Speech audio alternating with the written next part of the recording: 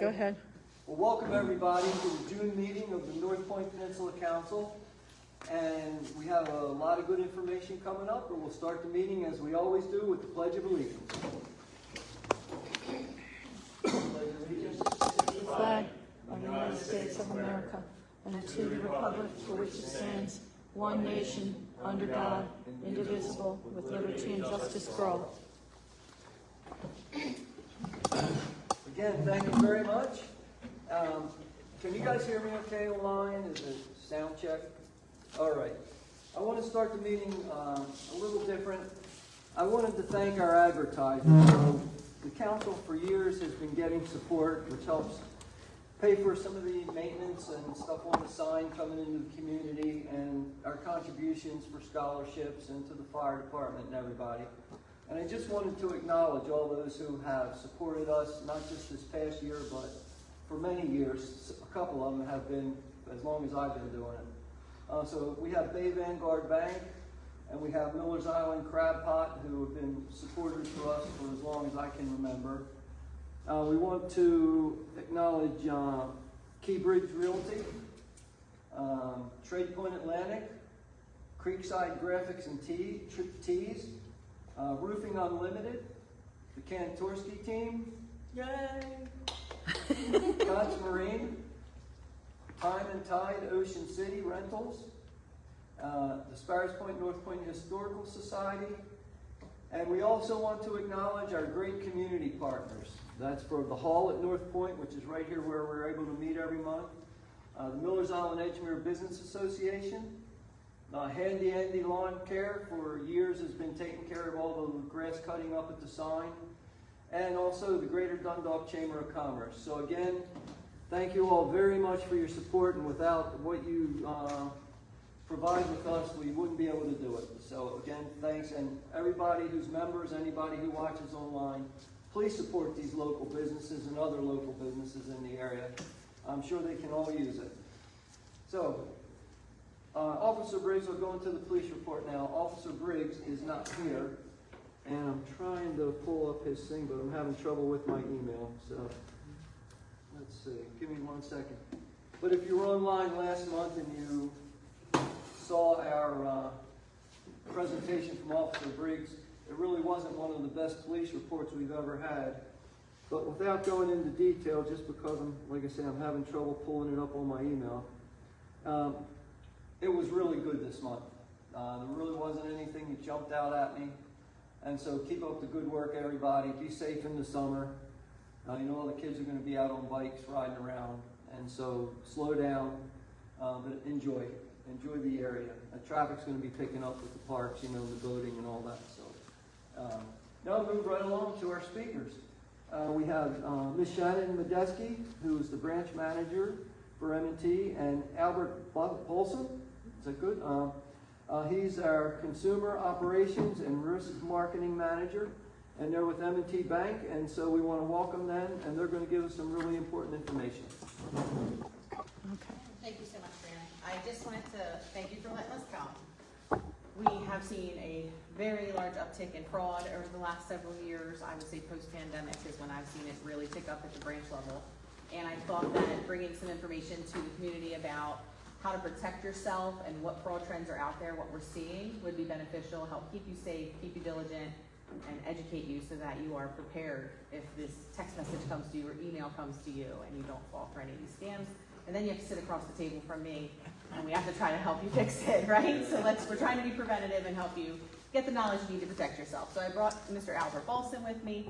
He actually is pretty high up in the bank. He does a lot with fraud and risk. I'm going to let him go ahead and introduce himself. Hello, I'm Albert Paulson. I have been with M&T Bank. This is my 38th year, believe it or not. Wow. I may not look like it, but it's okay. So 38th year, and I have the honor for the bank to be able to work with different law enforcement agencies. And my presentation is cobbled together from many different seminars that I've participated in. And it really, we found a gap, especially in our footprint. So I'm responsible for about 100 branches. And in our footprint, when I get to see all the fraud that happens out of the 100 branches in Greater Baltimore, The one thing is education is really missing from the perspective of being able to continuously tell our customers how to protect themselves. So the thing here tonight is, how do you protect yourself? How are you proactive? And what can you do to change some behaviors within yourself to ensure that you're being on the proactive end of managing and dealing with fraud differently? So, by the way, I know we're live streaming, but this is a little bit different for me, so I just taking me by surprise to do it this way. I would like to say, for those of you that are actually here, I'd like to make this as interactive as possible. So I'm gonna ask some questions, and I'm gonna try to get you guys as interactive as possible. So, without that. Careful what you wish for. That's okay, that's okay, and I prefer that. That's right, I know her. Okay, well, that's a good thing. And I usually like to move around, but I'll try to stay where I am for your sake. So, what do you think the number one question that our bankers get from customers that have experienced fraud? Was it something I did? Okay, good path. Keep going. What do you think the number one question is? Are you gonna fix it for me? That might be number 2 or 3. Can I get my money back? That's up there, but that's not the number one question. So number one question is, how did this happen? How did this happen? How do you think, what do you think some of our partners in the industry would say, and I'm talking government partners, law enforcement partners, what do you think they would say would be the number one reason fraud occurs? Email. Gosh, have you sat through my presentation? I get them all the time. Okay. So it is email, but it's actually your personal email. It's your personal email. So show of hands, or no, actually you can call it out. How long have you had your personal email account? A long time. How many? Since 20 years? 15, 20? So you've had the same email address for a long time, right? Yeah. 15, 20, 30 years. I can tell you I've had mine since I remember you plugged it into the wall and that noise came out of your computer. And I remember signing up for the first time and it was, right? Okay? I've had that same email address. So I'm thinking that was 3 houses ago, 30 plus years that I've had the same email. Now, I want you to ask yourself this question. You can do it on your hands and fingers and toes. How long is your password? 10. Okay, 10? Anyone else? No, you don't even know what they are anymore because you 13. do the Because I automatic. save it in, Yeah, sometimes it's automatic, yep, absolutely. 16, a symbol, and numbers. Okay, Look at you. I know, he's on top of it. 16 plus? 16 plus? 16 total. Okay. But I have two symbols and two numbers. Okay, And a capital. an upper and a lower case. Two capitals. okay, good job, you're on the right path. So, keep that, just park that right there, because we're gonna come back to this. I want you to think about your password. Has anybody experienced fraud personally in this room? Any type of fraud, and fraud is defined by a lot of things. Has your credit card been impacted? No. Okay. Checking account impacted? Identity? Anyone identity? I work for the bank. My identity, my credit card. How about a relative, a family member, a close person in your life? My husband was selling crypto coins. Oh, okay, Somebody stole his Facebook account. okay. And to this day, people mention them and say, I can make a lot of money, actually. Yeah, how's he doing Yeah. with that crypto? So when you think of fraud, you immediately think of the easy things, but you just said something. Your Facebook account was hacked. So it's a great domino in the chain of how did this happen? So was something stolen from me personally? It could be credentials, it could be identity, it could be any type of personal information about you that could lead to something being manipulated about yourself personally. Okay, we're gonna go back to the email. First, I love stats, so I don't know if you're gonna be able to see this. I want you to look at the very last bullet point. At this stage of the game, when I do this presentation, I've stopped talking about what's the difference between identity theft and identity fraud, because I think as consumers, we're probably already in the know about scams, and we know the difference between those two. The thing I like to point out is all the stats that I end up collecting. So how many people are scammed per day? About 57,000 people per day are scammed, and it's roughly 21 million Americans in the last year were scammed. Now, that doesn't take into account repeat scammers. We're talking like who was scammed out of Americans. And there could be some repeat in there, and most of it is probably new people being scammed by some type of crook or fraudster. So just think about that number, and that was 2023 stats. I haven't updated with 24 yet, but I know already there's been 1,000% increase in some of the stats that I have in my presentation. Wow. Okay, I like to do that because I want you to think about yourself, your family, kids, grandkids, whatever, any type of impact that someone would have, and how do you change your behavior. At this point, I also like to ask this question because we're all mature here, and mature means age. How did you manage your finances 20 years ago? Went to the bank. Pencil and paper, Bank, manual, paper, what else? Checkbook. yeah. Checkbook, how did you manage your credit card? Even 10 years ago, how did you manage your credit card? Just got a statement. Statement. Okay, that's the baseline of where I was getting to is everything you would wait for snail mail before you managed your finances, right? Mm-hmm. Okay? And there are still, I can't tell you how many Americans, how many people at our bank that are still managing their finances by snail mail instead of being proactive. So I like to always say at this point, you can't wait. You are no longer in a position to wait for mail to come to tell you what happened in your checking account, savings account, your credit card, anything. You can no longer wait. You've got to be proactive. And here's some interesting stats. Is that one of the seminars I attended, Homeland Security said at this point, their analysis and recommendation is that you should be checking your account twice a day. Wow. Oh my God. It was a baseline recommendation that you should be checking at least once in the morning and once in the afternoon. And if any of you own businesses, okay, business customers, you should be probably 3 times a day looking at your online banking, your web banking, just to check in, because crooks, it's all technology now. It's no longer, let's wait for paper. None of that really exists any longer. It's still very high on the fraud scale, but being more proactive has to mean you have to be engaged in what's happening in your finances on a more proactive scale. Okay, so we're going to come back to email. So we already know baseline email is 91% of all cyber attacks start with your personal email.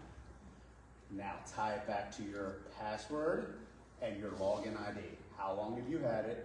How long have you had the same password? Anyone want to tell the truth and say how long you've had the password? You had your hand I up. was horrible, and it was the same for years. Yep. But I work for the county, and we're educated constantly. Yep. So at work, I have to change it like every 80 days. So at home, I started doing it about 90 days, I change it. And, that used to freak me out to change all that, and trying to get a password. But I'm going to tell you one thing they taught us is the best thing for older people, a phrase. You get a phrase, and then you tweak it with symbols and capitalize, and it works great. I do Yeah. that all the time. Yeah, I'm going to let you finish the rest of the presentation. How do you Yeah, know it's what was the excellent. old phrase and what's the new phrase? Oh, no. Okay, so let's Facebook will find out. park the passwords, because I actually have a really great slide that will help you think about it. So we're going to talk about that and a phrase, and the mixed use of many different types of characters that you can build in to protect yourself. But I want to come back to, when was the last time? So you do yours now frequently. Anyone else that has not changed it in a while? I mean, no, I have accounts that you go to a couple times years ago, and Yep. it's still the same. Yep. Yeah. It's still And it's out there. okay. It's okay. It's okay. But I got to tell you, there's risks in that. Oh, yeah. There's a risk in your information being for sale. And I'll show you that everything is for sale on the dark web. But to be proactive and to protect yourself, you got to get in the same mindset as this gentleman. And another recommendation is you change all your passwords twice a year and align it with time change. Batteries are changed in your smoke detector, and your passwords are changed at least a minimum of twice a year. That's pretty good. It was a great recommendation when I heard it at one of those external seminars, and it's an awesome idea to think about doing that and implementing that in your life. Now, someone also said older individuals in your life, you've got to really check in with them and talk about that. And let's get all your passwords changed twice a year, because you're at the highest risk out of society is our older generation. Easily manipulated and easily, so you're making me nervous if I keep putting that thing in my face. Very trusting. Yeah, Older absolutely. generation is very trusting, and that's who we need to protect. And they have assets. Yes, they have assets, absolutely. And they take people at their word, you know? Correct. And that's, And easier to scare. Absolutely. Now we get all those emails about you're going to be fined by the Motor Vehicles Department of Correct. Texas, and and all this. And You're right. It's because you know what the crooks do? They tap into emotions. So if you're easily, and an older generation is easily manipulated into thinking about things emotionally, and the hook is there. So once the crooks get the hook, they'll just keep tapping on the emotions of the individual. And I'm only telling you this is from where we sit as bankers. We sit as bankers, and the population that we see most impacted are 60 and older, on average. I'm going to share another stat with you too. How much time do you think, as bankers in our branches, do you think they spend per week? What percentage per week dealing with fraud for our customers? Helping them first identify and then unwind. How much time per week? At least a third of their time. Go a little higher. It's not even a little higher. 1,000 branches in M&T Bank. I can speak for our organization. 70%, and it's an average across the board, of our time is spent on unwinding fraud, redirecting, having conversations. wow. What's the cost of that? I was gonna say. Oh, it's a huge cost. Millions of dollars. It's a huge cost for us because that's where our Which is focus. passed on to us to some extent. I'm not going to say that is. It's part of our job. Somebody's got to pay for it. Might as Well, well. it should be, it's a business, I don't want a problem. Sure, but I mean, I can't speak to the cost. No. We've never done a cost analysis. What we did was just look at, what do we spend? What are we spending our time on? We gotta pay that. And a lot of it is our call center, our people having conversations and trying to educate and or unwind an experience that happened to No, us. my point is just we're saving ourselves money by doing this. Yeah. Without a doubt.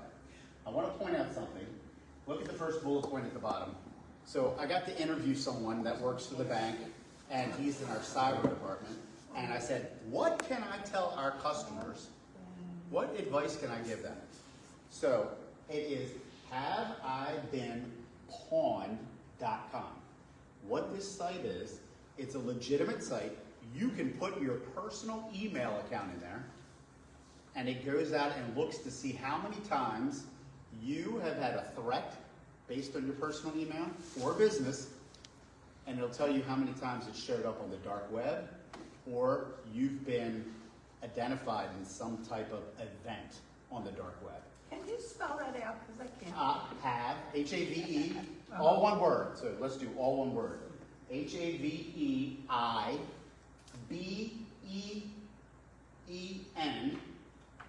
P as in Paul, W-N-E-D.com.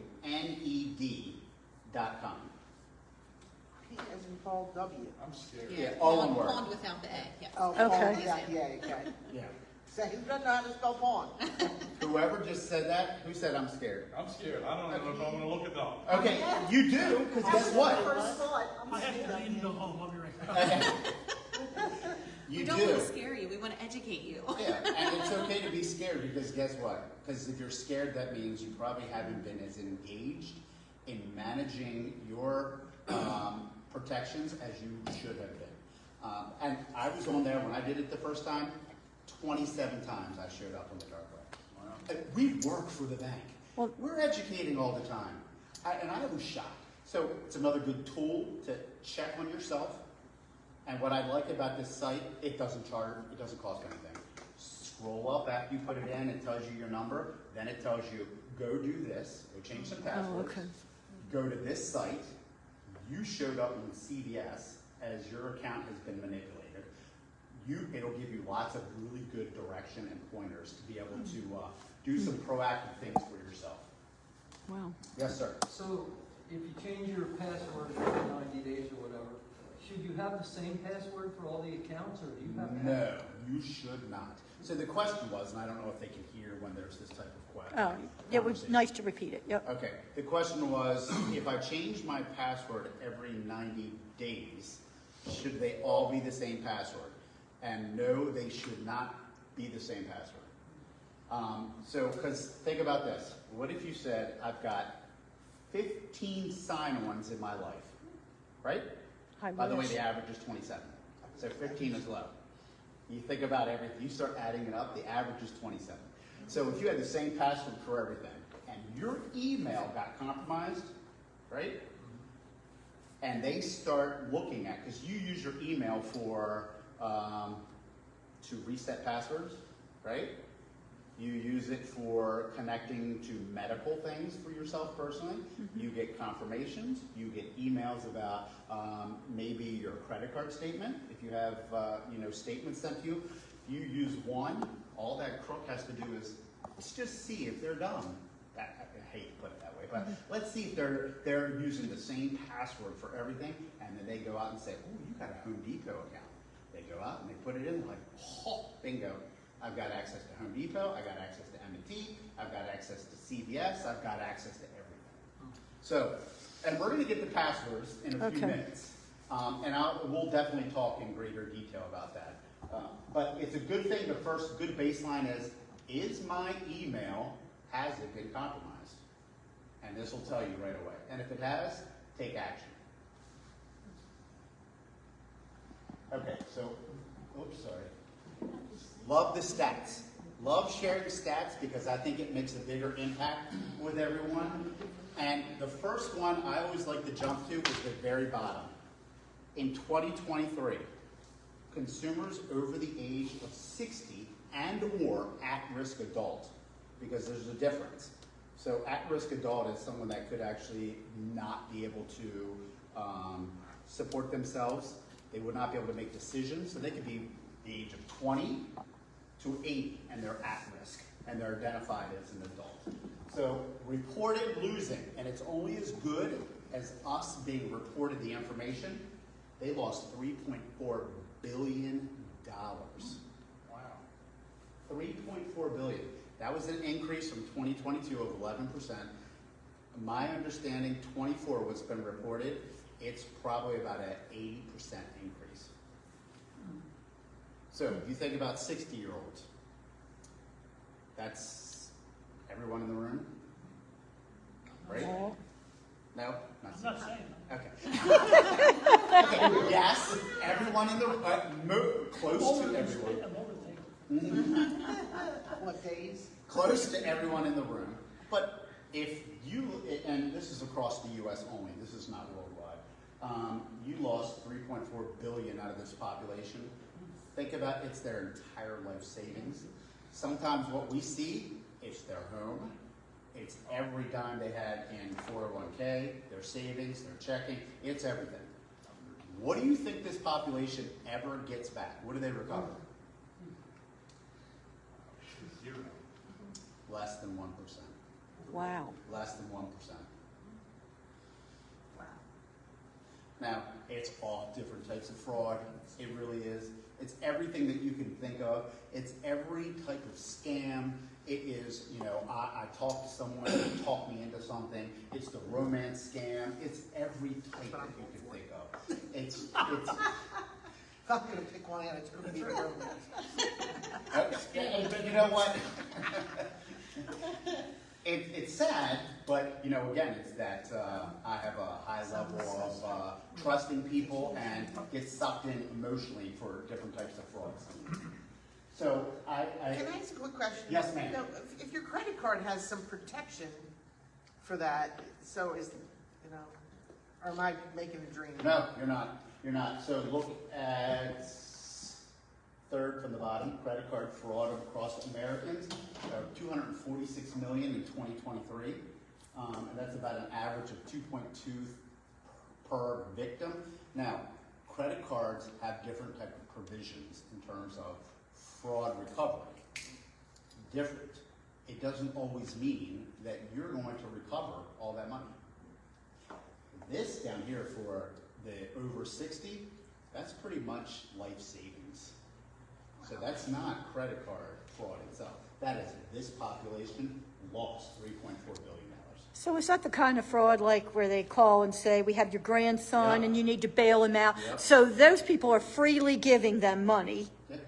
under false pretenses, but, so that's got no protection because they gave them their money, right? Unless, I guess, they can arrest the person, but chance of that. You know what we collective bankers think I hate the most is knowing that someone in that age bracket got manipulated and we have no recourse for them at all. There's nothing we can do.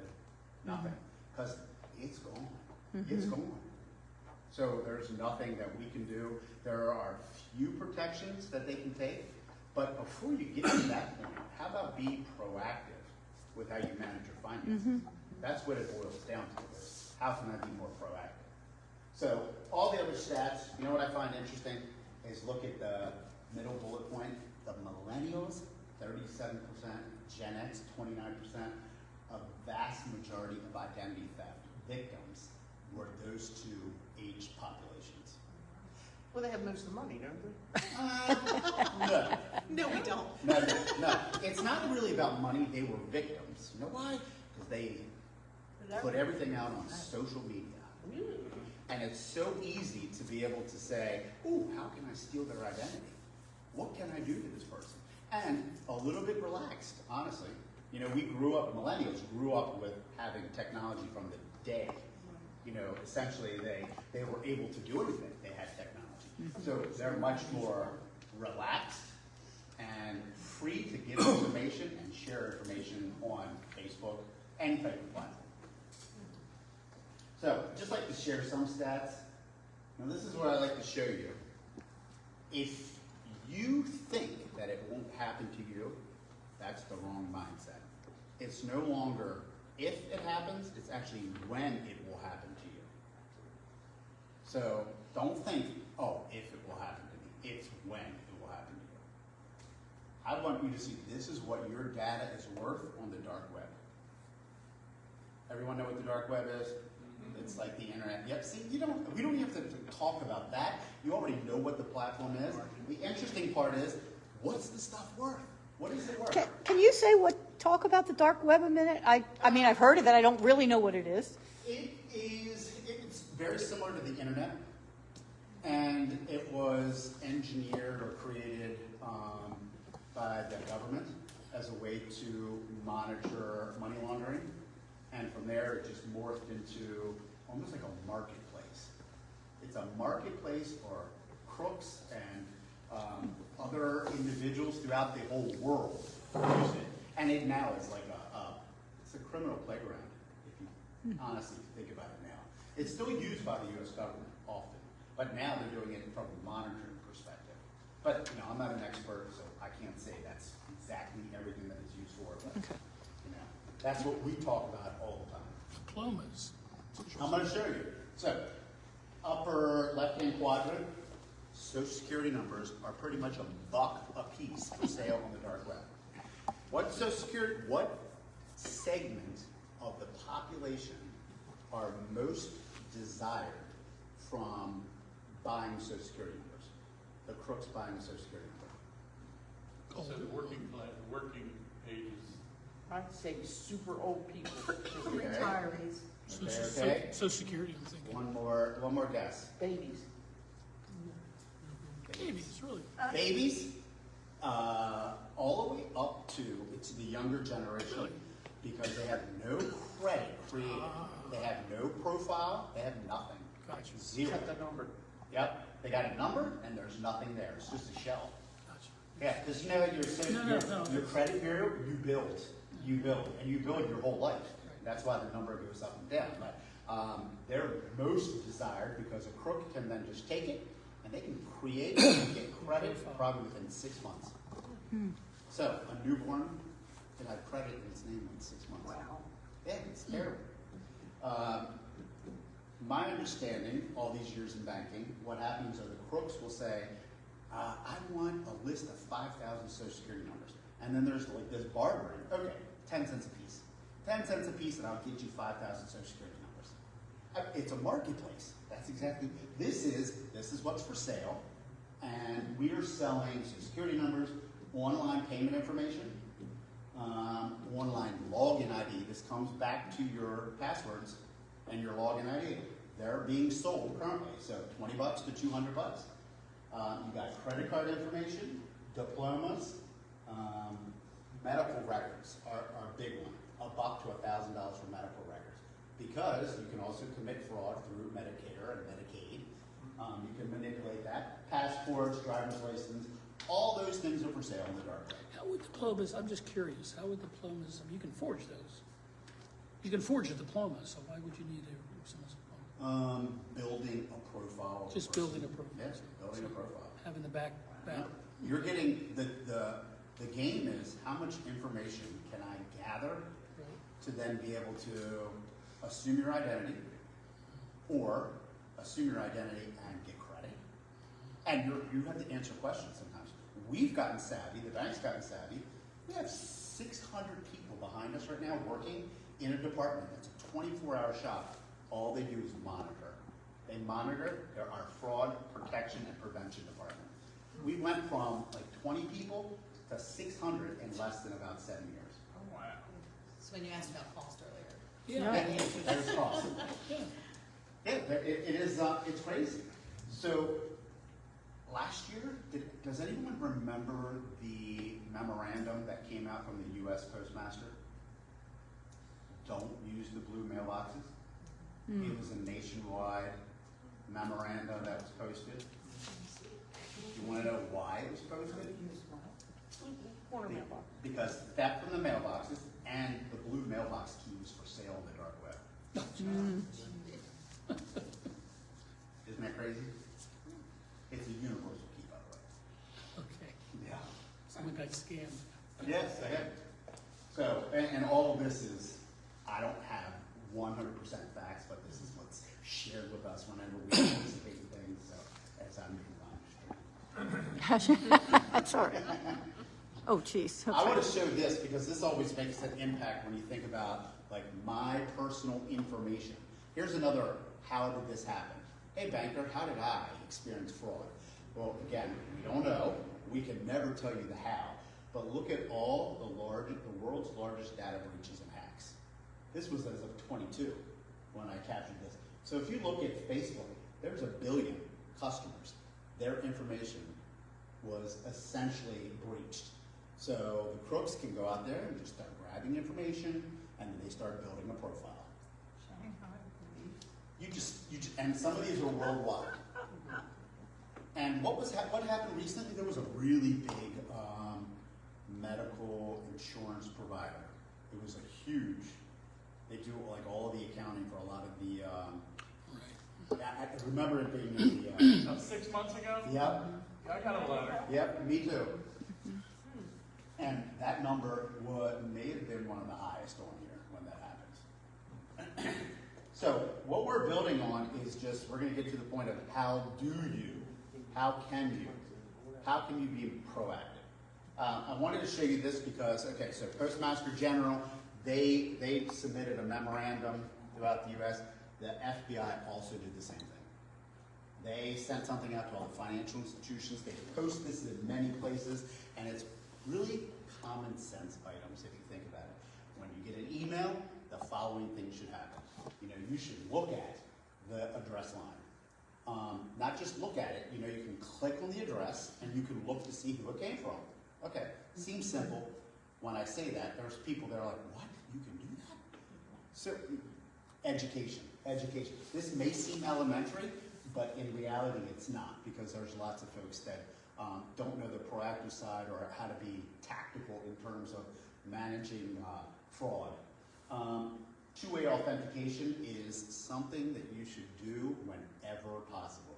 And two-way authentication is the means of, you may use your text, you may use your smartphone, and you verify after you've signed on. It'll ask you to send a password or put the password that's sent to you. It's a way to do additional verification. So it's coming to you, the phone number that's on file, so it's another step in protection. Okay, so I like to share this because all agencies are now starting to post some type of warning or some type of memorandum. And these are all, you said it earlier, the DMV scam.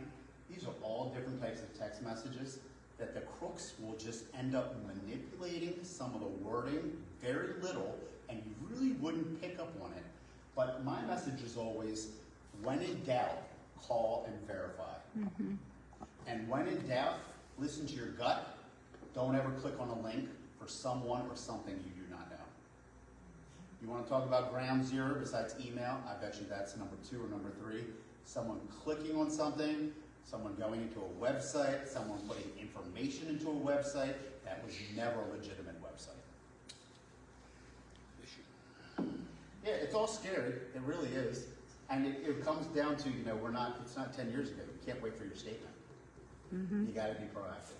Yes, sir. So what is the difficulty of following up from a law enforcement perspective? Why do these guys get away? Is there no way really to track that?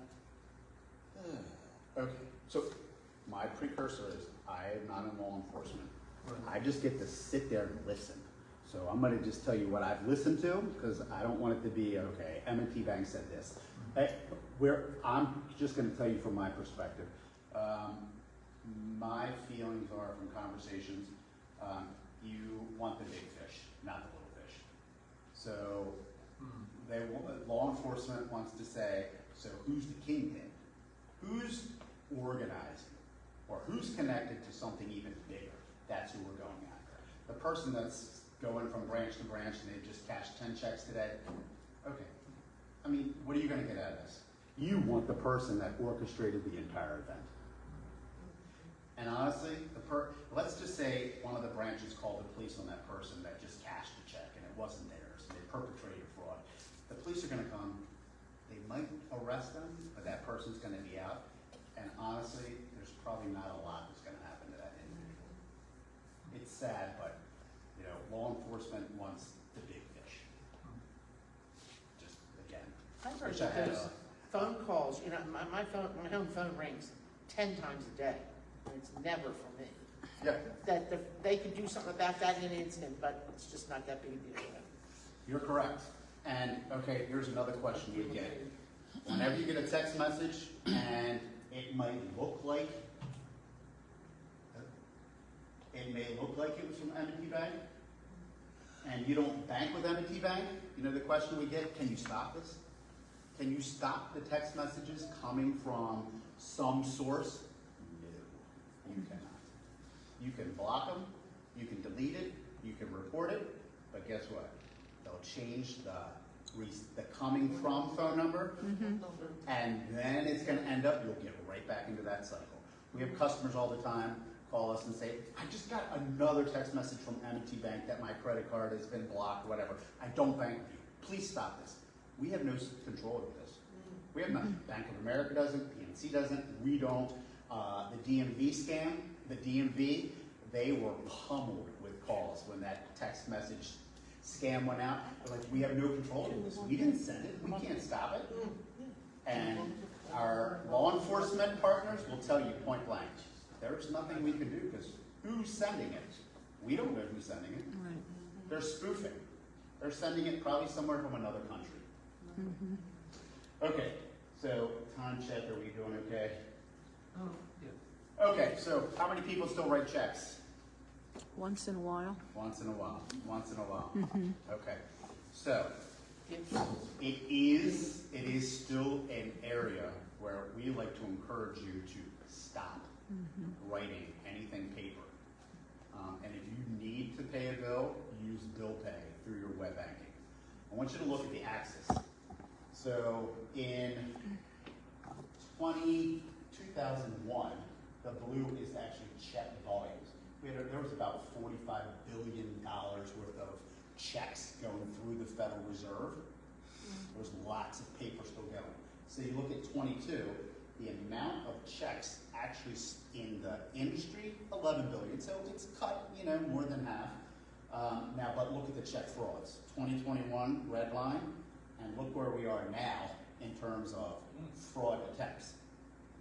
So even though there's less paper out there, the less there is, that's when my comment is, it's not if it happens, it's when it happens.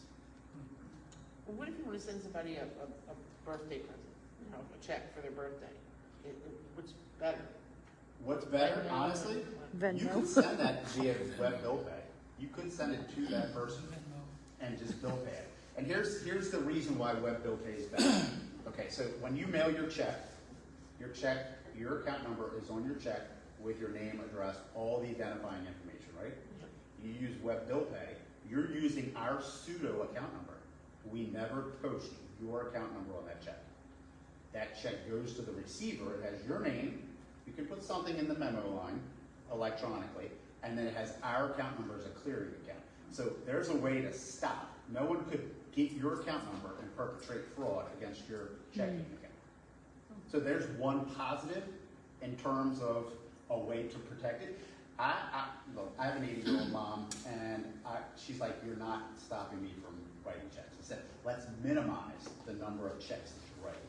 Let's just do the people that were maybe not mailing. Let's do the long guy, you can hand it to him. Let's do the dry cleaners, you can hand it to them. But let's minimize what's going in the mail and manage it that way and minimize your exposure. It's when it will happen. So you go back to what's on the dark web.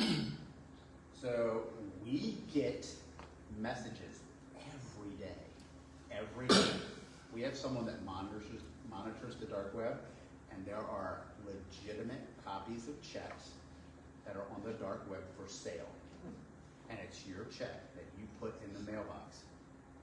And someone snatched it, someone photocopied it, they put it on the dark web, they blur out the account number and the name for now, and they put out there 10 checks for sale, M&T Bank, PNC, Bank of America. You wash the name off of it, and then you could make $50,000 in a half hour. Well, what are we sitting here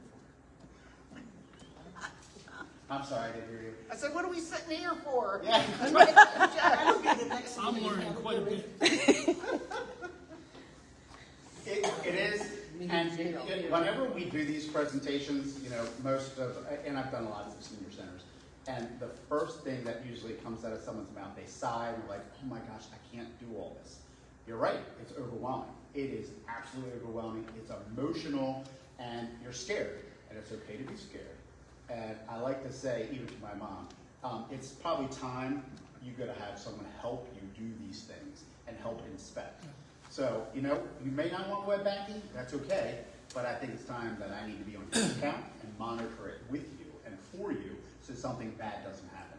I think the being proactive is stopping the hemorrhaging if something happens versus just letting it bleed and put a Band-Aid on it. So I stopped everything after 2 checks. 2 checks cleared that were fraud, but I didn't lose $80,000. We'll work with the 2 checks, we'll figure this out, but my whole life savings isn't gone. What about these identity protection groups that you can purchase? I coverage from? strongly recommend, and here's my list of proactive options. And what you just said is one of them. Would you rather lose $80,000 or would you rather buy one of those monitoring programs for $80 a year? What would you rather do? I strongly, anyone that's an M&T customer, we have a product that you can enroll. It's a very highly rated product in the industry, but you could use Norton, you can use Equifax, you can use all the credit agencies have monitoring programs. Ours is Easy Shield, there's LifeLock, any one of those at all. Because you can enroll and you can put all of your credit card information, you can put your checking account in there, and they could help you unwind. And there are some insurance provisions there that could help you recover money or you get reimbursed. So yes is the answer. It's a great thing to do, but that's not the only thing you need to do. There's lots of other things that you need to employ every day with your normal monitoring. Okay, so let's jump here really quick. I'm going to go to passwords because we already talked about it. I want to show you this. This was hot off the press. Like 2 months ago, I got this from someone that I interviewed, and I constantly want to update my information. So it was interesting. He's like, "You're not going to believe this." He gave me this. He's like, "This is nationwide." So this is nationwide. Okay, The number of people. Oh, that's mine. The number of people using How'd they this type get of that? password. So 1, 2, 3, 4, 5, 6, 3 million users in the United States have that as a password. I have number 5. I'm going to show you. Okay, yeah. This is not my normal. So each That's, right that's here the way they are on the keyboard. is the top Oh, of the really? keyboard. It's the top of the keyboard. Oh, really? You're guilty. You're right. And let me tell you, I used to, what? I used to buy. Use the bottom line. I'm sitting here having a panic attack. Because we know some of your passwords. Who's QWERTY? Not that, just it's coming. There's 500,000 people named QWERTY. Okay, so number 5 and number 6. Guess what the school system was teaching my 3 dumb teenagers? That. All 3 of them had Q, W, E, R, T, Y, 1, 2, 3 as a password. All 3 of them. They sat through one of these presentations. I had to bring them with me one night. And then at the end, we get in the car, and my son Jackson was like, "How'd you know my password?" I'm like, "I didn't know your password. This is not smart. This is not smart at all." So, okay, that's number 1. I just want to show you. Look at the number of users. Look at the length of the password. And there's no complexity there at all. None. I want you to think about this too. There's some crook. The syndicate, the criminal underground, is a $500 billion organization. Don't think that they're not in an office building with suits on every day. Because I think they are. It's run like an organization. There's probably HR, there's probably different departments doing things, and it's all fraudulent, but they're running themselves just like a legitimate company.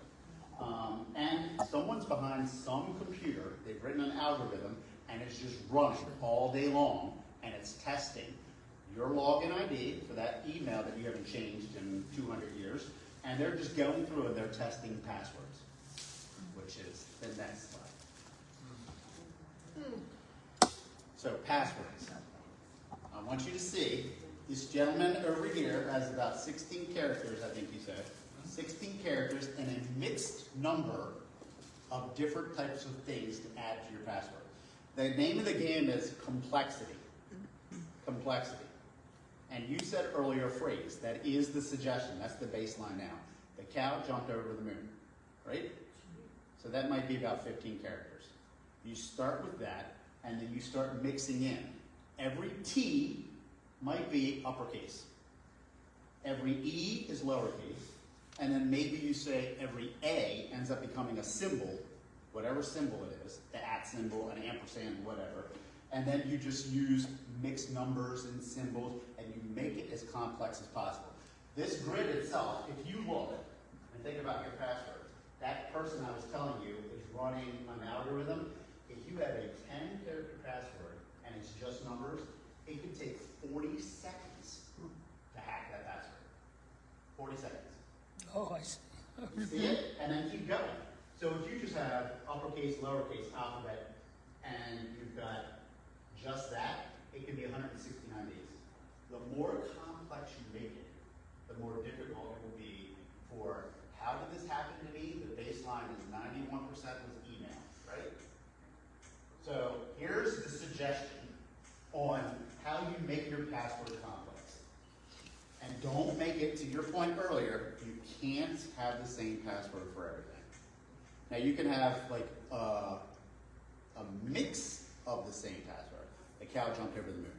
And then maybe it is 2010 hashtag for maybe your Lose account. Maybe your M&T checking account might be something else at the very end. But as you make variations of your password, that's a good suggestion. How about the Apple strong password? Is that okay to use?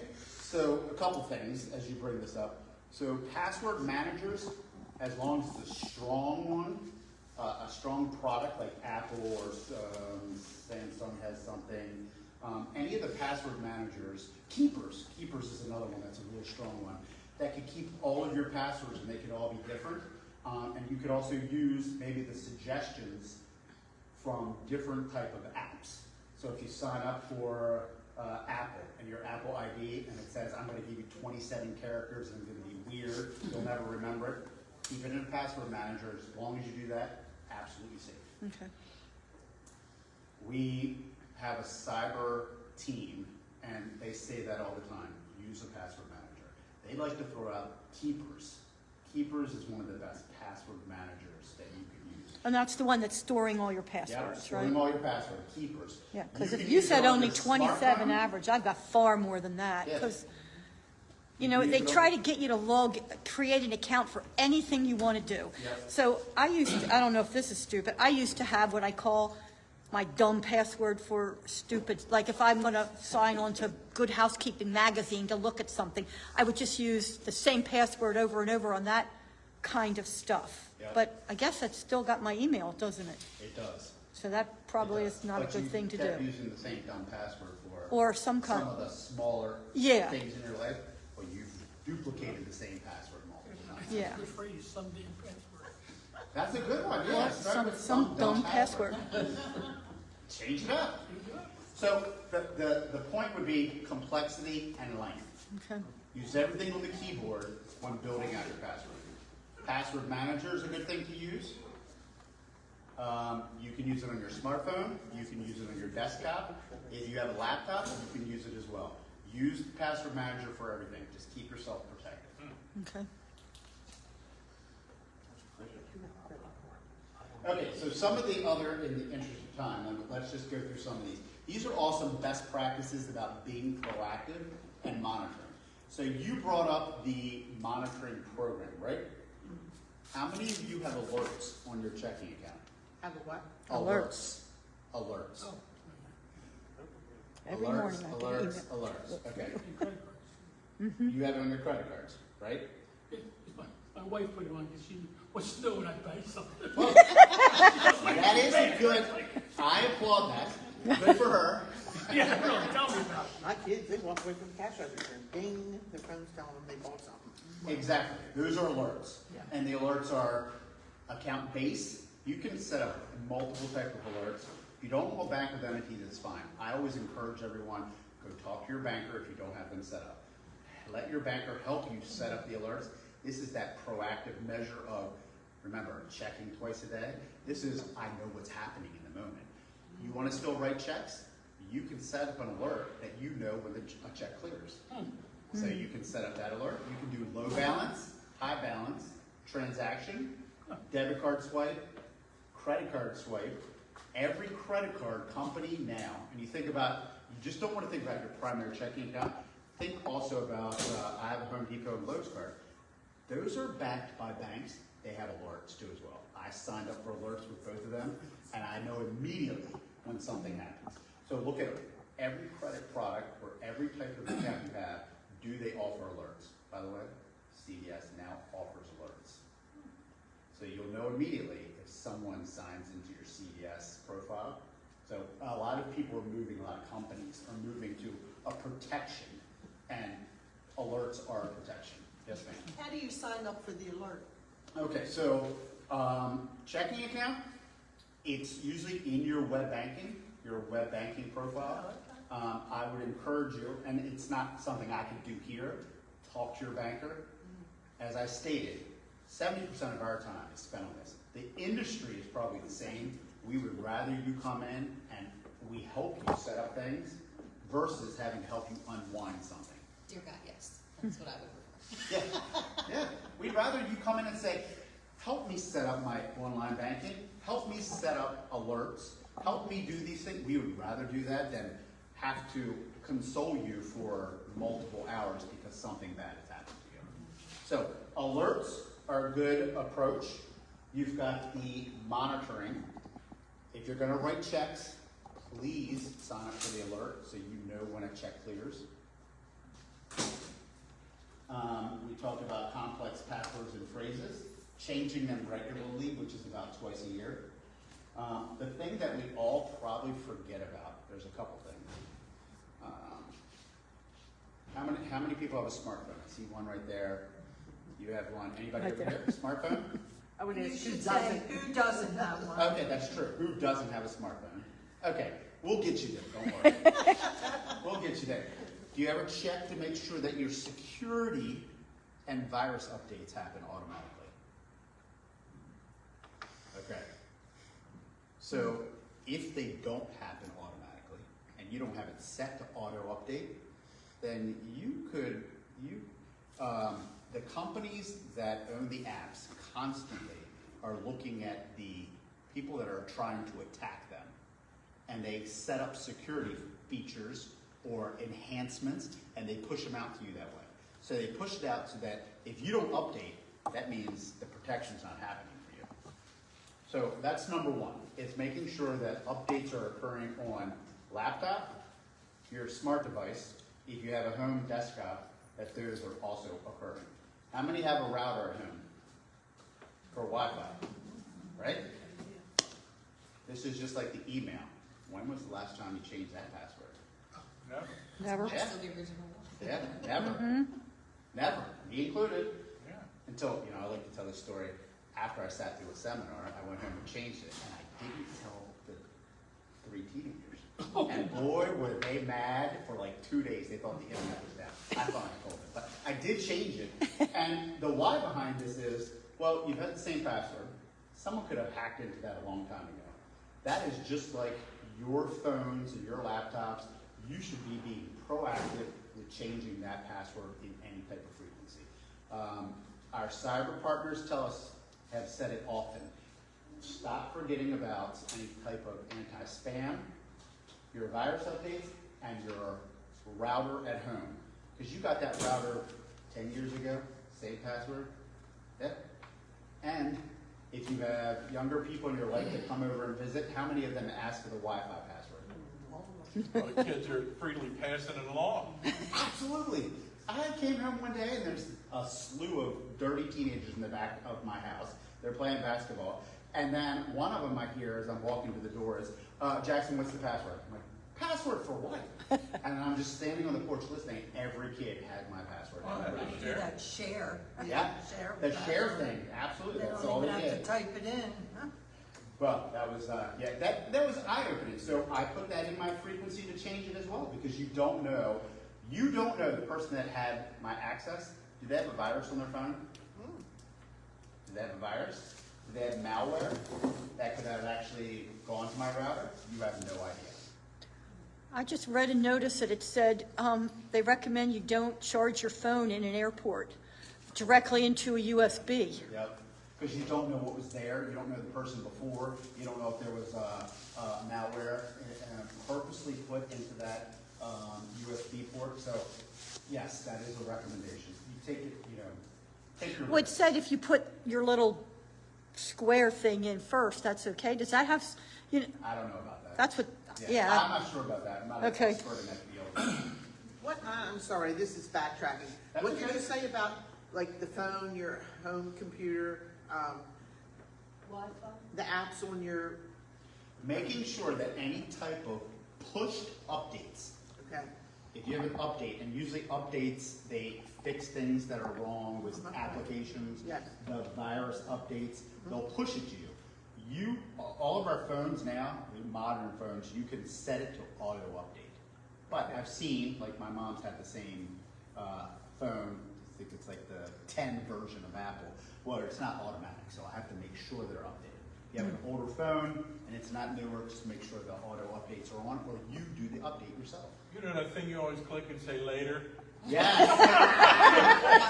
Touche. You're right. Or you don't have enough power to update it. Or it says you got to plug in. Yeah, that's what I'm saying, yeah. You're like, I'm doing that later, and then all of a sudden, That was this somewhere morning in one for of me. your apps it says 27, and Yep. those are 27 updates that should have been done a long time ago. Right. Yeah. But you're doing yourself a disservice because the app providers are constantly updating, and they're taking feedback from when people do report, delete, notify. Those analytics go to Apple or to Samsung, and they're making changes. They're making security changes. Okay. So I want to just take a second and talk about that because deleting and reporting. You may not think it's important, but let's just say you got one of those DMV text messages. What'd you do after you got it? If it was a text message, I probably said delete and report as junk. Okay, good. I don't think everyone does that. But if the potential is there, you can block that number Oh, so it doesn't come back again. You can block an email too, by the way. You can block them and report it. You should get in the habit if you get that spam and that junk, report it, delete it permanently, but report it because behind us are these big companies that are gathering analytics. And they can only create protections for us if we report it. They only know what we report to them. So I always like to encourage that and be proactive. Don't leave the email in your inbox. Don't leave that text message from the DMV in your inbox because that link that's there, you could accidentally click it. That's why I believe. Yep. So delete, report, block, whatever you need to do. Because sooner or later, you'll piss the crooks off and they'll say, take this phone number off the list. We're not buying this phone number. I'm being, dramatic about that, but that's what I think they're saying. Another thing too is at least once a week, log off your computer, log off all those apps. So anything you have open, log it off. So you actually sign out and it's not left open. The 3 teenagers that I have, I go in their room and I look at their computer, there's like 700 tabs open, and they leave it signed on forever. Forever. There's no way to stop something. So if there were malware or there's some type of worm or virus happening, you can at least prevent it by being proactive. Log off, sign off, turn your computer off, let automatic updates happen at least once a week. Do that. I don't think I've ever turned my Mac off. You'll be shocked because you'll be like, why is it taking so long for it to come back on? It's because it's going through some updates that don't happen automatically. I too have a Mac and I try to at least once a week to do that. Like Facebook, how many of you just leave that open forever? No. Yeah, me too. Because we want to watch the reels at night or the little things and be nosy with all other the people. black labs, I gotta see the dogs. The dogs, the cats. Yeah, 2 Polk Road. Yeah, but then it's open forever. You're like, when was the last time I ever logged off? 6 months, 12 months, 5 years, who knows? Okay, so let's go over here. Review homeowners or renters policy. You know how we talk about monitoring?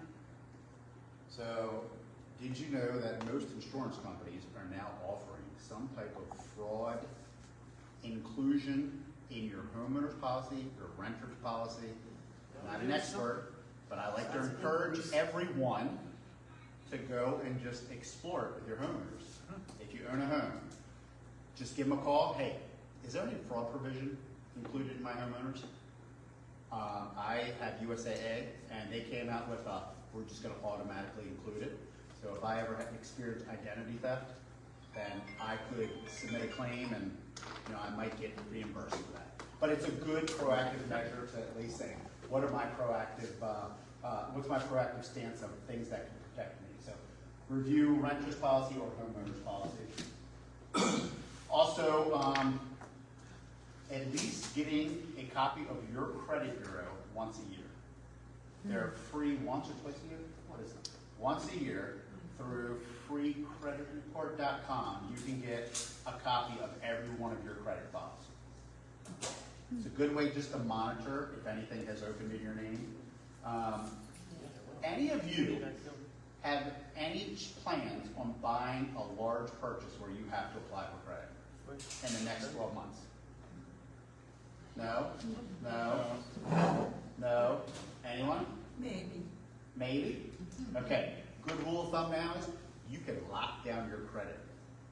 You can lock it down, and when you need to use it, you can easily unlock it with your smartphone. It takes like 30 seconds. Had that, and we were buying new windows for the house, and we signed something, and they're like, it won't let it go through. Yeah. And I said, oh, that's right, I put the protection on my thing, so we had to call and unfreeze our credit rating or whatever so that it would go through. Yeah. For our older customer base, I think it's a good thing if you lock your credit.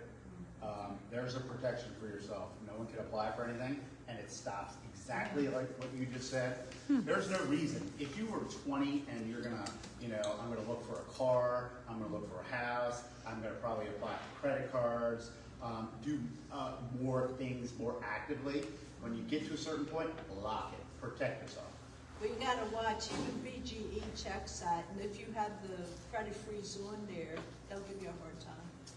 Well, let them give you a hard time. Would you rather lose $80,000, or would you rather have to deal with someone just saying, what's the problem?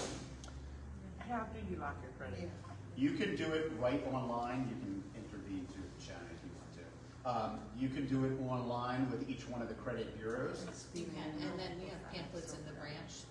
I was gonna bring them tonight and I didn't for some reason, but there's a phone number for each credit bureau too that you can call and freeze and unfreeze. How long does it take to unfreeze if you have? If you're savvy and you've got it on your phone, you can do it while you're standing there. It takes like Oh, okay. 4 I have seconds. clients apply for credit at my desk and unlock it, we pull the credit, and then they lock it And then back they up. lock it. Oh, okay. Seconds. And if you don't want to put it on your phone, calling, I think it was like 5 to 7 minutes. That's it. And it's really easy to put on and take off. Get another layer of protection for yourself. You think that this would be the norm. You would think We're it would be the trying. norm. Yeah, we are trying. So the credit freeze, pulling your credit reports once a year, shredding anything. Don't put anything in the garbage. Keep it for some type of shred event, or you have a shredder at home, making sure you shred anything with your name, account numbers, anything like that. This seems elementary, but you'd be surprised. You gotta ask, how do the crooks get my information? I have all my mail for the last 4 years in a corner bagged up. I don't do anything. I take it out and I've been meaning to burn it. That's what we did, we burned. Yeah, me too. I burn it too. You know. And my neighbors get this. Like, what's that black smoke coming from your house? Okay, just That's the, just my the bank fire statement. pit. Yeah, that's just my bank statement. Okay, and then whenever, I already said this, whenever possible, use multiple layers of authentication. You're gonna see more, as we move probably in the next 5 years, you're gonna see a lot of companies actually put in multi-layered authentication. And it could be, you have to do 1 step, or 2 steps, or 3 steps to sign on to something, and it is a nuisance. It is, that's. But guess what? It's your protection. Yes, absolutely. So you can get aggravated, but at the end of the day, someone else can get into your bank account, your credit card. Better to be safe. I'm gonna have to retire just to manage all this. Again, your bankers will give you some advice, absolutely, on how to do this.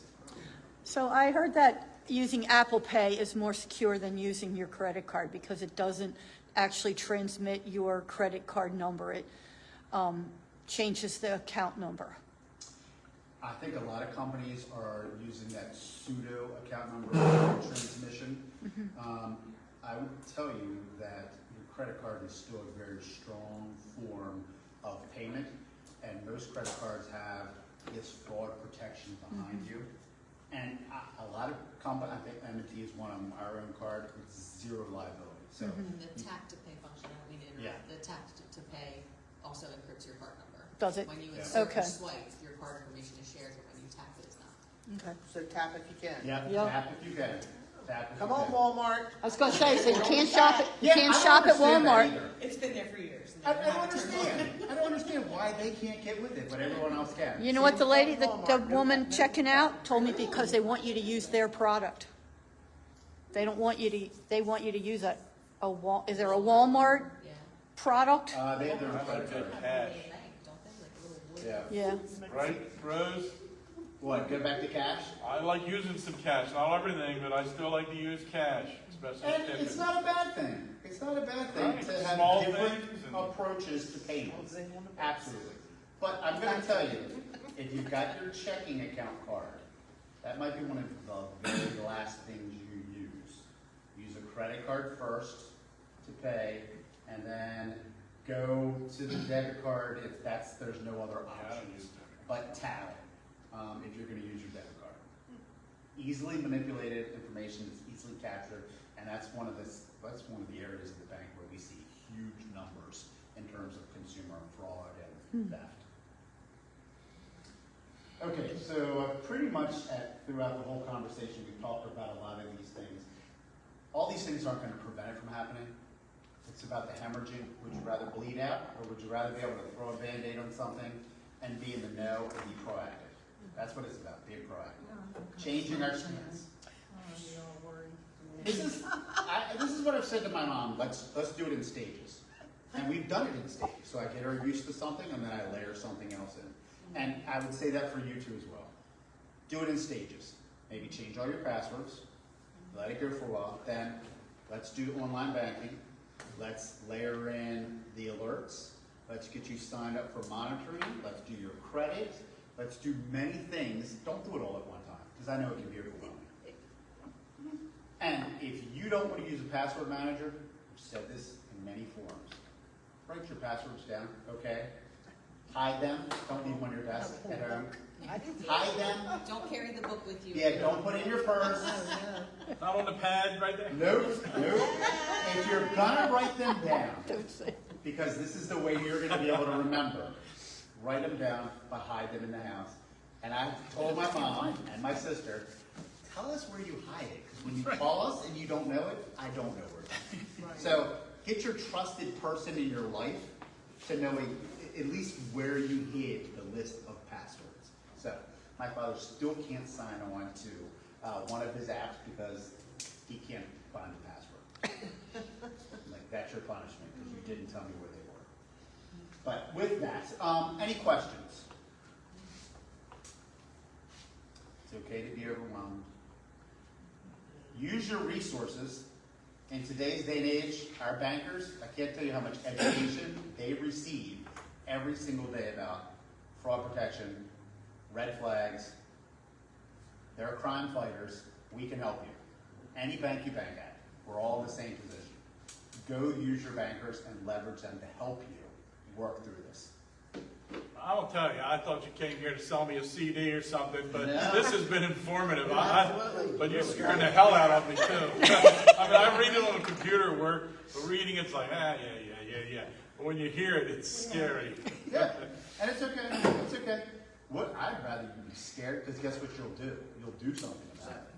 Won't you leave? I and know I got a do couple something? hanging out there, and I'm He's gonna add 5 more change letters to his it. password. Yeah. So Shan, do I need to make an appointment to come in to talk to you? Yes, ma'am, you can make an appointment with any of our bankers. Yep. I won't be there tomorrow sand soccer, but, I'll be there seeing soccer. too. okay, well, next week, Miss Mary. Just bring your stuff to sand soccer. No. Tomorrow it's okay. Skip tomorrow, the next day. Just make it a priority to do something about it. If you're not proactive, and when it happens, you can't come to someone else and say, how did it happen? And how do I get everything back when nothing's changed in your life?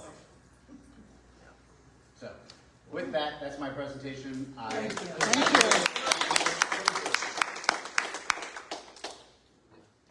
That was really, really informative. Thank you. Quick, record question. Old cash, Yes. is it a bad thing, or, Let me go. can you exchange it? Bring it over to my house, Rose. We will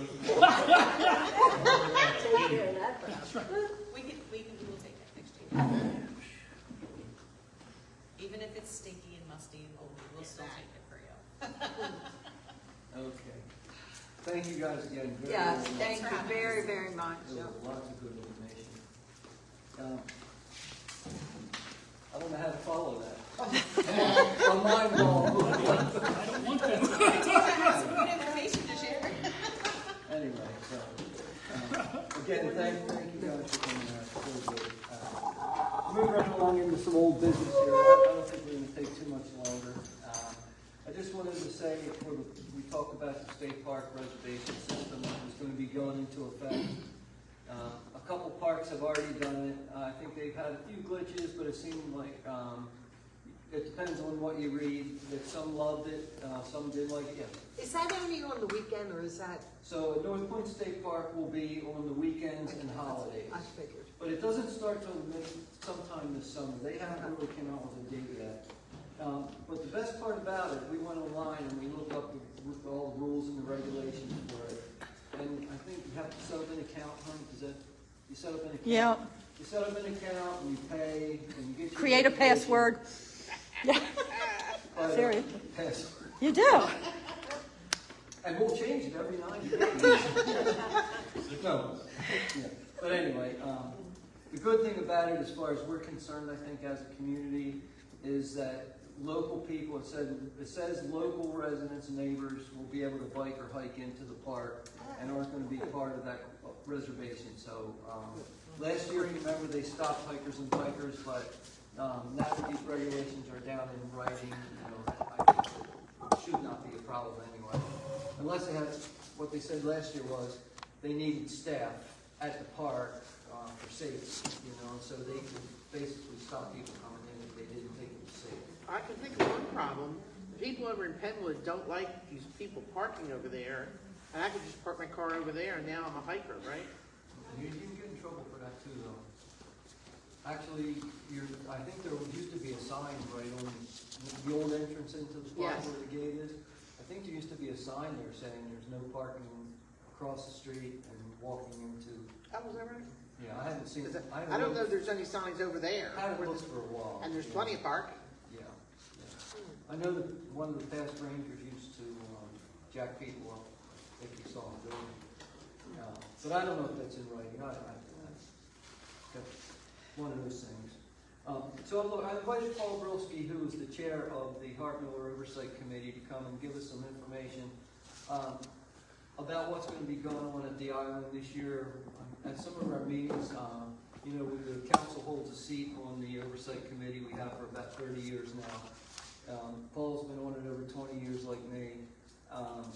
But he's the chair, and it's not a real smooth thing going on there right now. So I'll let Paul, give some information. I'll offer actually to come back another time, actually, but I can go ahead and go. Well, you can go in 5 or 10 minutes. Okay. But yeah, because I like coming down to see friends, old friends. And, I'm here actually in two capacities. I'm here as the chair of the Oversight Committee, and also as the president of Friends of Hartnell Island. And so I'm here really to, give you some information, more importantly, to get questions. Okay, and actually, I like to do this on a frequent basis. One of our friends' missions is the outreach and awareness. So I really want to hit as many community organizations as possible, particularly down here, because I think in many ways you're most affected or close to the island. Obviously, I don't think you can really discuss closely. Yeah, it's hard. I'm talking here. Get the microphone. So I really would, and so it's in keeping, but it's also in keeping with the dredge management plan for the whole bay. And there will be more and more outreach being done around the bay, the southern sites, the closed sites in the harbor, because I think they realize more and more, especially in recent times, the need for awareness, that there's really not, the state has not done anything. The city of Friends has enough to really create that awareness and outreach and education. So I'm going to run through two aspects. I'm going to really start with the park, because some things happening every May 1st, and we were out there cleaning up. The friends were out there cleaning up the first week. We got to the Island Park Miller. We didn't get quite finished with pleasure, so we need to go out there. If anybody wants to come out with me in a couple of weeks, there are some trash in, I guess, the south area, although the camping area is clear. The decking, if you've not been out there, brand new decking. All the decks have been replaced.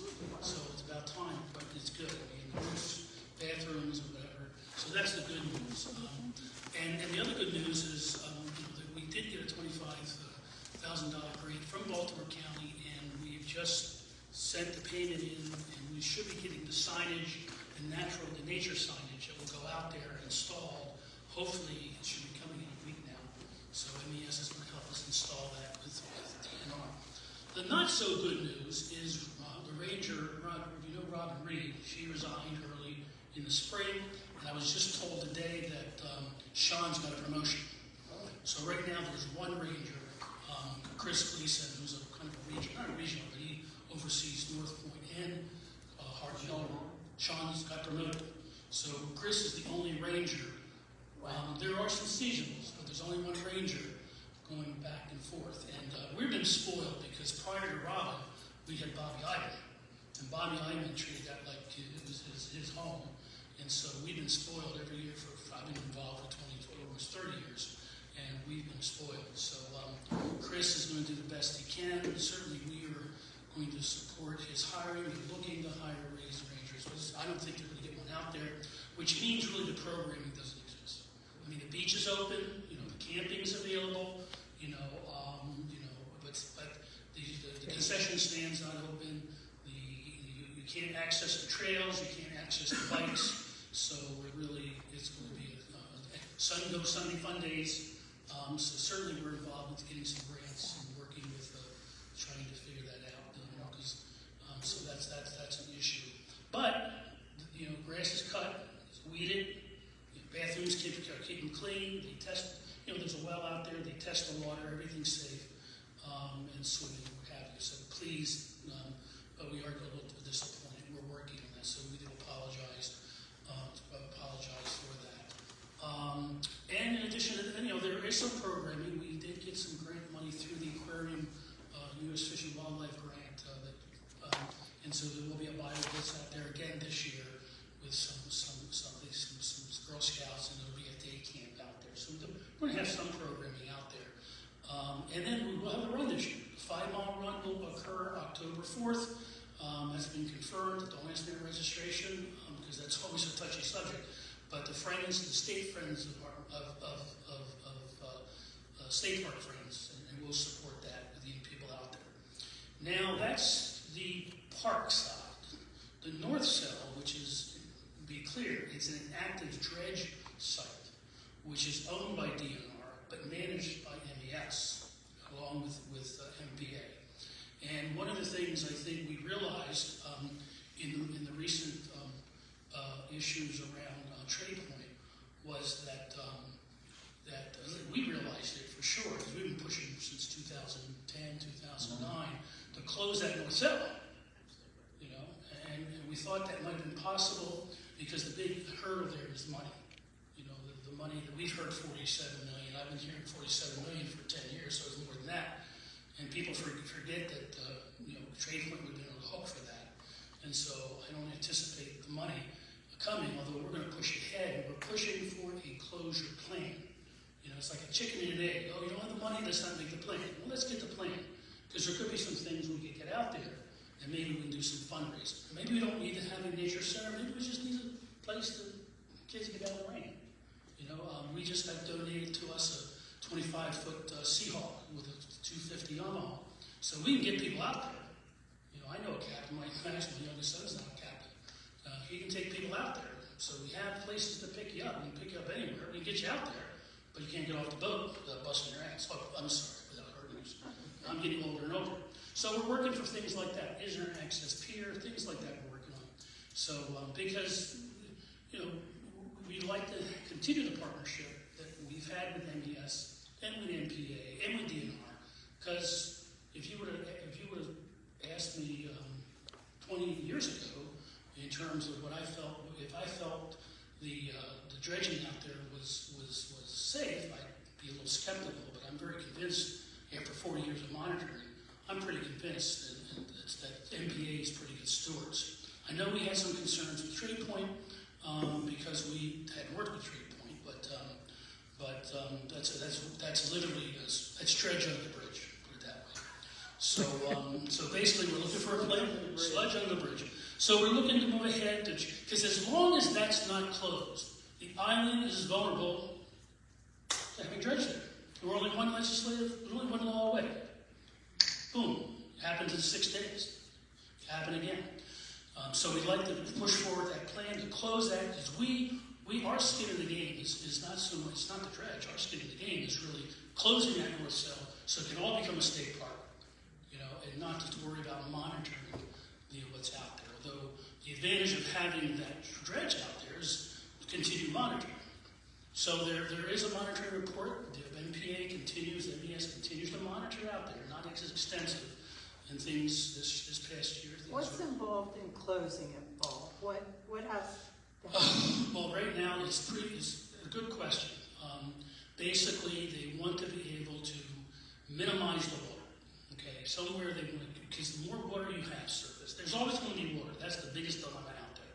So as long as you have water, you have mosquitoes, you have algae, so you got to get the water off. Okay, so you want to have a smallest area of water you can get, and you have to have it deep enough so it can run off, and maybe the south cell. You want to have the uplands. The uplands for a couple of reasons. One, the habitat's beautiful. I mean, that's where the birds and all the animals. You want to maintain as much as that habitat. You want to have as much uplands as possible.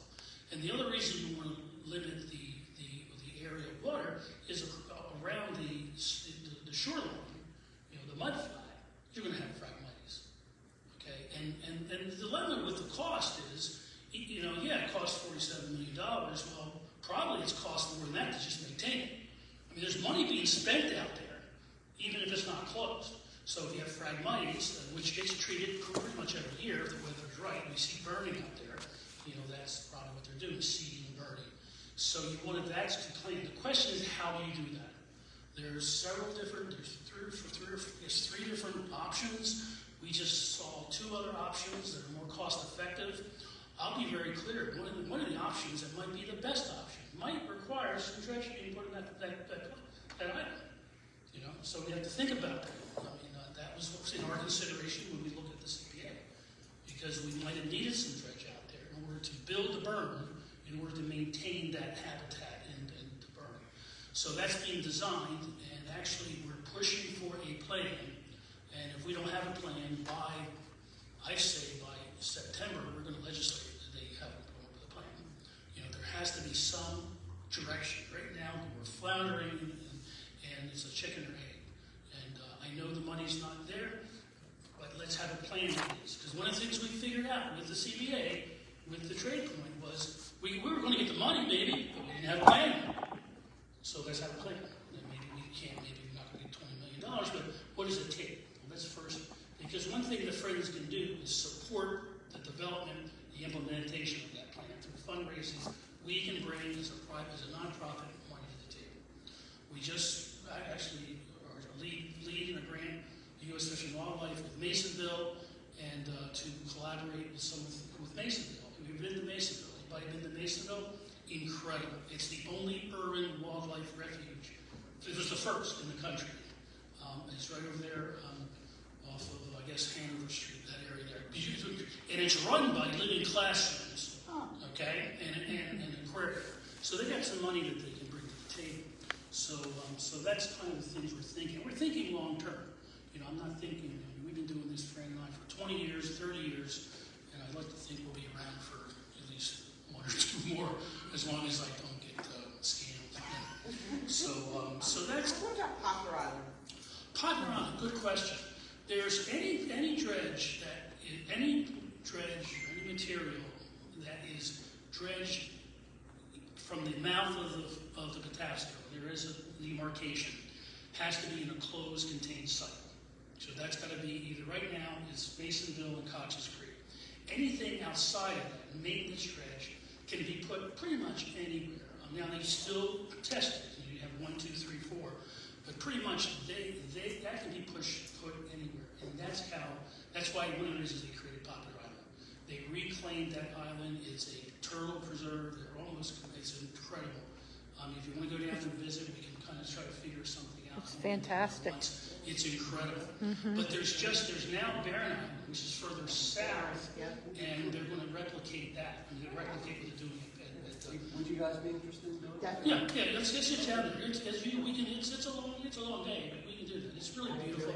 Actually, you can get on a boat and go down there. It's probably even easier. And for someone to get a boat, you've been on Poplar Island, I'm sure.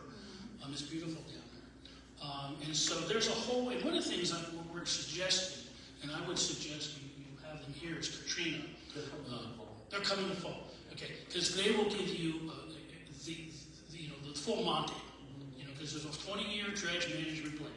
Okay, and so because why do we dredge? Well, we don't dredge, we don't get the shipping. But with the shipping, we're going to be. That is one of the biggest drivers of the economy.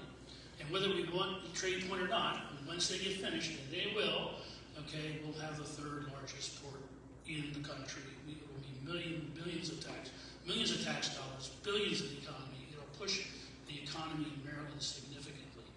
Okay, but they need to balance it with there's that balance with nature. There's that balance with the environment. I mean, that's one of the things I've learned with being a COC. It's a really delicate balance between nature, industry, and quality of life. And we down here have not seen that balance where I'm at. And so we need to make sure that balance exists. And the only reason the voice exists is we are advocates. We understand, we educate ourselves, and we hold folks accountable. Another question. Yes. What you're saying there, it's wet out there. Are they wetting that? Do you remember that whole plan where they were constantly going to wet? Rainbirds and multiplies. It was going to stay wet? Oh, the south side. Yeah. No, That's all dismantled because of the cost of doing it. Yeah. One of the things I go on and on about this is that they've created. Hart Mill was an experiment. It was a big gamble, but I think a gamble worthwhile, because imagine if you didn't have that. We wouldn't have the island. It'd be eroded. It'd be gone. Imagine the damage would be done with the storms coming into to Back River or to over Browns Cove. I mean, so it's valuable in that respect. We also figured out, hey, the birds are here. Let's create a mudflat. I mean, it was one of the first of its kind in the world. People came from all the world to visit and figure out how the hell we did this. Okay, so there's a lot of lessons learned, but I think when reflecting back, because I remember in high school, I went to one of the community meetings when I was a senior, and I didn't think the speakers from NPA were going to make it out as Paris Point's auditorium. I really didn't. I was scared. I was scared as I got, because I was there. Whatever, because we lost that in a sense, but maybe we gained. There's lessons learned. There's a lot of money was spent to try to stop that. That could have been spent in some other way. So I think to think about lessons learned. So, and that's why we want to come out and talk and share experiences, and because it's a hard decision. These decisions are hard decisions. We have to decide those, and everybody's and it becomes very visceral. I mean, people feel strongly about this. And I think we need to respond out of here and integrate it with here. Okay. So anything else? Wrap it up. Okay. And that's about it. That's it. Really. So I'll come back. I'd like to come back periodically, mainly because I like to see friends and You said old friends, but I think you see that you need volunteers out there for Yes. concessions and the bike. No, see, the problem is this. I just talked to Chris today. There's got to be, for liability, a ranger out there. And now with Sean's gone, they're kind of they're lucky to get him out there to weed. It's really catch as catch can. That's sad. So I asked him, like I said, if you can guarantee some times, I can get people out there. And he said, Paul, I don't think we can do that. So he's looking into it. I don't think it's going to be because I can take some time, we can do some things, but keep that in mind. Keep that in mind, because we will need more and more volunteers. Getting trips out there, let us know. Oh, the last thing. But you can join the Friends of Park Miller Island. Join your friends. Oh, the last thing is, if you see a crane out there, they're repairing the access pier, okay, the work pier. So that'll be finished, I think, in July. Until then, we can't get trips out there, really. So after July, we can get some trips out there for people. So thank you for the opportunity. Thank you, that was really. You know, you guys can hear the passion in Paul's voice, and it is not what we envisioned it would be back in early 2000s, not envisioning what we thought it would be in 2010 when the island stopped getting material. And the most aggravating part about all this is the benefit from that island to the state's economy has already been realized. And now we're at the end where the money's supposed to be there, this is supposed to be closed off as a park, and it's not happening. Go to Mansfield Hill, go to Cox's Creek. It's not happening, so that's where we have to get our politicians to really start pressing this issue. And the two agencies, DNR and MDE are getting together. DNR, really important, NPA, and NES. So the agencies are supposed to be getting together and coming back to us by July at our meeting and letting us know what their plan is, and it should be interesting. But we, as a committee, are insisting that there's money for this thing. The benefit's been realized. The money should be there to operate that island, as whatever it is. It's not right. The community benefit, the trade point thing, push this up the top. So we really need to build on that awareness. The governor is now aware that this is an issue, and now they seem to put the 20% out there. So, all right, thank you, Paul. I'm going to just zip through a couple things here. The repaving of North Point Boulevard between Wharf Road and Bethlehem Boulevard. Online it says it's a $958,000 project, so things are so expensive nowadays. And that's beside the program from SHA, who was here a couple months ago and talked about the potential for sidewalks, the connectivity to the park with bike access. They're going to be looking at the medium in there, taking out some of those makeshift cuts. So there's a lot happening over there and a lot going to be happening over there. And if you've been on Bethlehem Boulevard and saw those steel girders that have been driven down to bedrock, it is just amazing. I can't imagine how much that whole project is costing. But be careful in that area. There's a lot going on. The Macadam Walkway repair that we've been working on for 10 years, and finally is happening. If you've been on Lodge Farm, Lodge Forest, you'll see they've scraped up a lot of that old stuff, and they're going to be laying new Macadam walkway down there. Lincoln, they're going to be doing that. Bayfront, I think, has already been scraped, so that's about ready to go. We thank everybody who lived along those roads that gave permission for that to happen. I know the kids walking to school, seniors, and everybody who uses that, ladies with their strollers pushing to the Hall Road to go up into the park. I mean, it's going to be so much nicer than it was. There's still time to sign papers and, and submit, and those that have landlords, to try to get them to submit paperwork so they'll finish it. Yeah, so Like get the whole thing done. yeah, so believe it or not, some people didn't want it. For one reason or another, and then, like Ed said, the landlords, there's a bunch of rentals along those roads.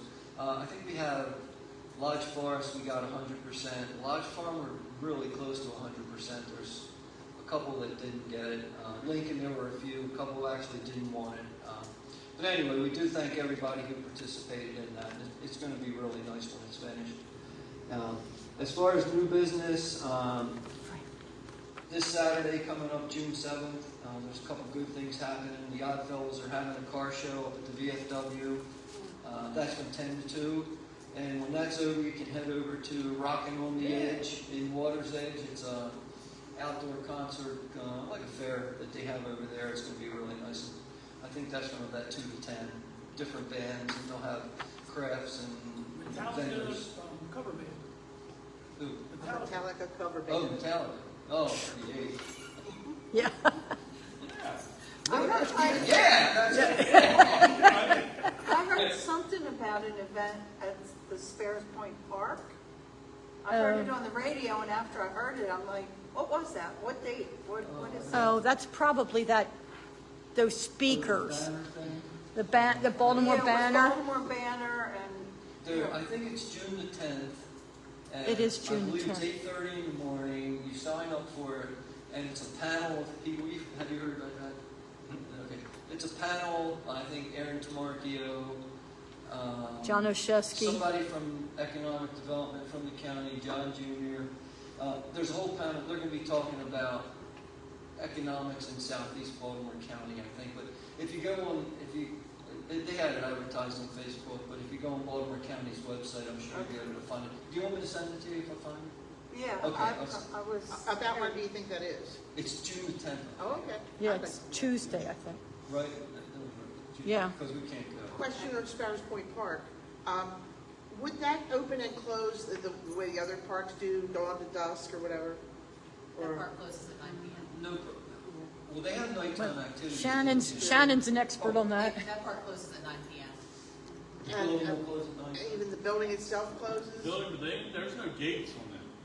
I know, but it closes at 9 p.m. Well, so the people out there yahooing at midnight actually shouldn't All be. the parks, that's a problem. I mean, it's all the parks, Merritt Park, all the big parks, they're not working the gates. A lot of nighttime activity goes on there. Well, that's one of the things that I have on my list here. There's a lot of questions about the new parking area down at Todd's Inheritance, and then the Trail Connect up into the park on that. And that's one of the, I don't want to say concerns, but one of the conversations that we're having. It doesn't look like that plan has gates, but we're going to try to, Todd's will try to get a grant for that if we have to, but we're going to really try to get gates just based on what's happening at the Fort Howard Veterans Park. You know, we see a lot of comments on that. We've heard complaints for years about after hours activities. Not a lot of it good. But the parking lot, they're finally getting some work done on that. The rain held them off a whole lot. So we're not going to have it available next month or this month for our Flag Day event, but hopefully it'll be finished by July. They're trying to get in and get out. You know, they know that we really have to be challenged. We're challenged now with parking for the event. You know, they're kind of parking along the field roads. But on June 14th is our Flag Day event. That's kind of our big signature event at Todd's. We'll have the 30 by 40 foot flag unfurled, and Scott Sheets from Fort McHenry will be there to give his narrative on the War of 1812 and the Battle of North Point. So it's always really an entertaining thing for people of all ages, especially kids. They love coming out, holding the flag, getting their pictures taken. So if you know any scouts, any school groups, any home schools, encourage them to come out. And that's another thing. We're not normally open during the week in the summertime at Todd's, but if there are any homeschool groups, if there are any groups of kids, a lot of parents are going to be home with kids looking for things to do. Give us a shout, send an email to Todd's Inheritance, and we'll see if we can come up with a date and time and maybe do some little tours or little activities down there. Let's see. We record all of our speakers. A lot of people watch them online. I mean, it's amazing the numbers of hits that we get on it. But Facebook has a policy now, they're only holding them for 30 days. So if you really want to watch it within 30 days, but then we're taking it off and putting it on a YouTube channel, right? Well, right now, I haven't opened a YouTube channel, but I'm saving all the videos so that once I open a channel, I can put them there. So hopefully we'll have a YouTube channel with all of the old ones will be archived on that. But again, if you want to watch the ones that are current, you have to watch within 30 days and then they're taken down.